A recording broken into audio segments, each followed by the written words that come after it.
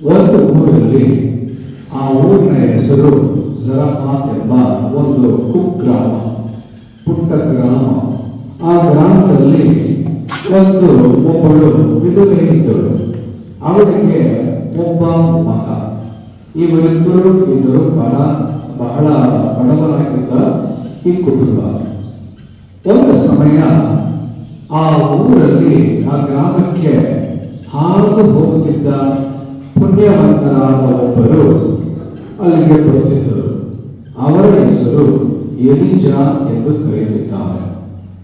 ಆ ಎಲಿಜಾ ಎಂಬವರು ದೇವರ ಶಕ್ತಿಯನ್ನು ಪಡೆದಿರುವ ಒಂದು ವ್ಯಕ್ತಿಯಾಗಿ ಇದ್ದರು, ಪುಣ್ಯವಂತರು. ಅವರೊಂದು ಶ್ರೀಮಂತರಲ್ಲ, ಬಡವರು ಅಲ್ಲ, ಆದರೆ ದೇವರ ಮನುಷ್ಯರು. ಅವರು ಈ ಗ್ರಾಮದ ಹತ್ರ ಬರುವಾಗ ಈ ಹೆಂಗಸು ಅವಳ ಕಣ್ಣಿಗೆ ಬಿದ್ದಳು. ಅವಳು ಏನು ಮಾಡ್ತಿದ್ಲು, ಅಲ್ಲಿರುವ ಕಟ್ಟಿಗಳನ್ನ, ಹೊರಹೋಗಿರುವ ಕಟ್ಟಿಗಳನ್ನ ಮನೆಗೆ ತಗೊಂಡು ಹೋಗಿ ಅಡಿಗೆ ಮಾಡಲಿಕ್ಕೆ ಅವಳನ್ನು ತೆಗೆದುಕೊಂಡಿದ್ದಳು. ಸ್ಟಿಕ್ಸ್ ಅನ್ನು ಹೇಳುವ ಕಡ್ಡಿಗಳು. ಅವರ ಮನೆಯಲ್ಲಿ ಸೌದೆಗಳು ಇರಲಿಲ್ಲ. ಅದಕ್ಕೋಸ್ಕರ ಏನ್ ಮಾಡೋದು, ಬಡತನ, ಕಾಸಿಲ್ಲ. ಇಂತಹ ಒಂದು ಪರಿಸ್ಥಿತಿಯಲ್ಲಿ ಈ ಪುಣ್ಯವಂತರ ಈ ಮನುಷ್ಯರು ಆದ ಎಲಿಜಾ ಅವರನ್ನು ನೋಡಿ, ಅಮ್ಮ ಇಲ್ಲ ಎಂದರು. ಏನಯ್ಯ? ನನಗೆ ಸ್ವಲ್ಪ ನೀರು ತಂದೆಯ? ಆಯ್ತಯ್ಯ. ಅವಳು ಹೋಗ್ತಿರುವ ಸಮಯದಲ್ಲಿ ಮತ್ತೆ ಬಾ ಎಂದು ಕರೆದು ನನಗೆ ಆ ನೀರಿನ ಜೊತೆಗೆ ರೊಟ್ಟಿಯನ್ನು ಸ್ವಲ್ಪ ಅಡಿಗೆ ಮಾಡಿ ತಗೊಂಡ್ಬರ್ತೀಯಾ ಎಂದು ಕೇಳಿದರು.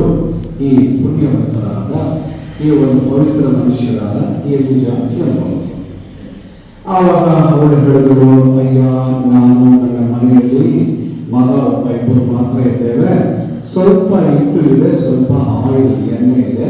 ಅದನ್ನು ನಾವು ಚಪಾತಿ ಮಾಡಿ ತಿನ್ನಕ್ಕೆ ಇದ್ದೇವೆ, ಅಷ್ಟೇ ಇಲ್ಲ, ನಮ್ಮಲ್ಲಿ ಏನಿಲ್ಲ ಎಂದು ಹೇಳುವಾಗ ಆ ಮನುಷ್ಯರು ಹೇಳಿದರು, ನಾನು ಹೇಳುವ ಹಾಗೆ ಹೋಗು, ಮಾಡು, ತಗೊಂಬ, ಏನು ಕೊರತೆ ಇರಲ್ಲ ನನಗೆ ಎಂದು ಹೇಳಿ ಅವರು ಮತ್ತೊಮ್ಮೆ ಅವರು ಹೇಳುತ್ತಾ, ದೇವರಾದ ಕರ್ತನ ಮೇಲೆ ನಾನು ಹೆಸರಲ್ಲಿ ಹೇಳ್ತೇನೆ, ನೀನು ಹೋಗಿ ಮಾಡ್ತವಲ್ವ, ನಿನಗೂ ಮನೆಯವರು ಎಲ್ಲರಿಗೂ ಬೇಕಾದಷ್ಟು ಆಗುತ್ತೆ ಅಂತ ಹೇಳಿ ಕಳಿಸ್ಕೊಟ್ರು. ಈ ಕಥೆಯನ್ನ ನಾವು ಮೊದಲನೇ ಭಾಷೆಯಲ್ಲಿ ಕೇಳಿದ್ದೇವೆ. ಇದು ಒಂದು ಕಥೆ ಮಾತ್ರವಲ್ಲ, ಇದು ಒಂದು ನಿಜವಾಗಿ ನಡೆದ ಒಂದು ಘಟನೆ. ಈ ಘಟನೆಯಲ್ಲಿ ನಾವು ಏನು ನೋಡುತ್ತೇವೆ, ಈ ಎಲಿಜಾ ಎಂಬ ಪ್ರವಾದಿ, ದೀರ್ಘದರ್ಶಿ, ಇವರು ಮತ್ತು ಆ ಬಡತನಗಳಿಂದ ವಿಧವೆ. ಅವಳ ಊರು ಜರಫಾತ್. ಇವರ ಹೆಸರು ಎಲೈಜಾ. ಅವಳ ಹೆಸರು ಕೊಡಲಿಲ್ಲ, ಅಲ್ಲಿ ನಾವು ನೋಡಲಿಲ್ಲ. ಆದರೆ ವಿಷಯ ಏನಂದ್ರೆ, ಅವರು ಹೇಳುತ್ತಾರೆ, ದೇವರ ಮೇಲೆ ನೀವು ನಂಬಿಕೆ ಇಟ್ಟು ಮಾಡೋದಾದ್ರೆ ಹೋಗಿ ಮಾಡು, ಎಲ್ಲ ಸರಿ ಹೋಗುತ್ತೆ ಅಂತ. ದಾವೀದ ಅರಸರು ಬರೆಯುವ ಆ ಒಂದು ಸಾಮ್ ನಂಬರ್ 23 ಹೇಳುತ್ತಾರೆ, The Lord is my shepherd, there is nothing I shall want. ದೇವರು ನನ್ನ ಕುರುಬರಾಗಿದ್ದಾರೆ, ಆದ್ದರಿಂದ ನನಗೆ ಕೊರತೆ ಏನೂ ಇಲ್ಲ ಅಂತ.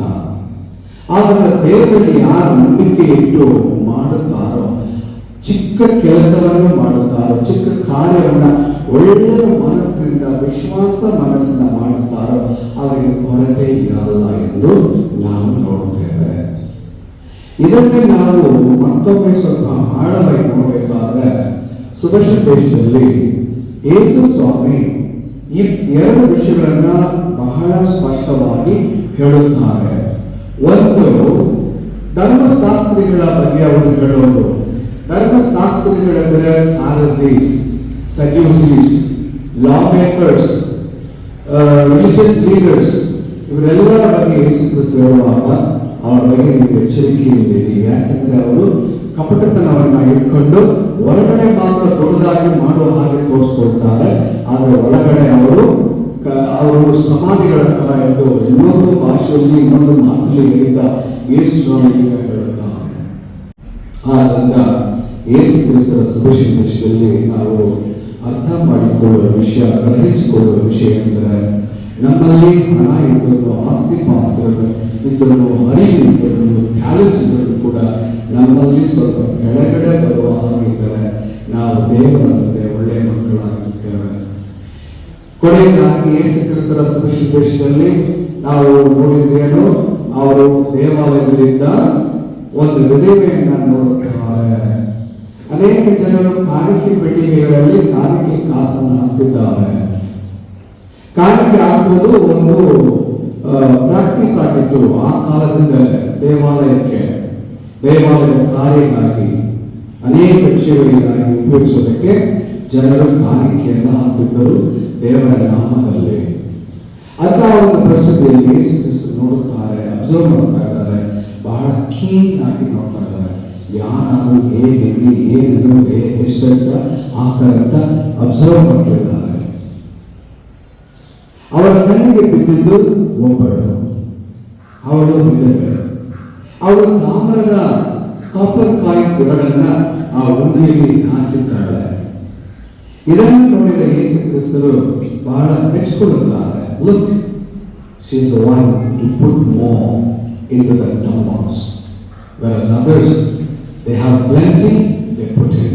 Whereas she did not have anything for her livelihood, but she, in spite of that, she put that 2 copper coins into that. Therefore, she is a more generous lady, and she is a more pleasing to God ಎಂಬುದಾಗಿ ಕರ್ತರು ಹೇಳುತ್ತಿದ್ದಾರೆ. ಇದರಿಂದ ನಾವು ಅರ್ಥ ಮಾಡಿಕೊಳ್ಳುವುದು ಏನೆಂದರೆ, ಪ್ರಿಯ ಸಹೋದರ ಸಹೋದರಿ, 2 ವಿಷಯಗಳನ್ನ ಗಮನವಾಗಿ ಇಟ್ಟುಕೊಳ್ಳೋಣ. ನಂಬರ್ 1, ನಮ್ಮಲ್ಲಿ ಏನು ಇದ್ದರೂ ಕೂಡ ಬಿ ಸಿಂಪಲ್, ಬಿ ಹಂಬಲ್.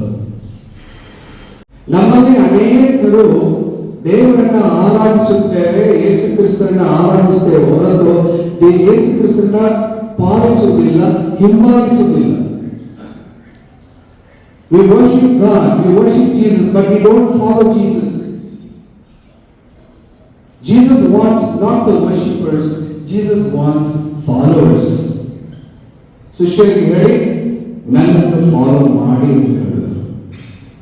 ನನ್ನನ್ನು ಆರಾಧಿಸಲಿ ಅಂತ ಹೇಳಲಿಲ್ಲ.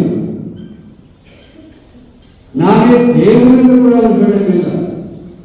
But follow me, follow me. ಬೈಬಲ್ನಲ್ಲಿರುವ ಅನೇಕ ವಿಷಯಗಳನ್ನ ಗುರುಗಳು ನಿಮಗೆ ತಿಳಿಸುತ್ತಾರೆ. ಗುರುಗಳನ್ನಾಗಿ ಫಾಲೋ ಮಾಡಬೇಡಿ, ಆದರೆ ಗುರುಗಳು ಹೇಳುವ ಮಾತುಗಳನ್ನ ಫಾಲೋ ಮಾಡಿ.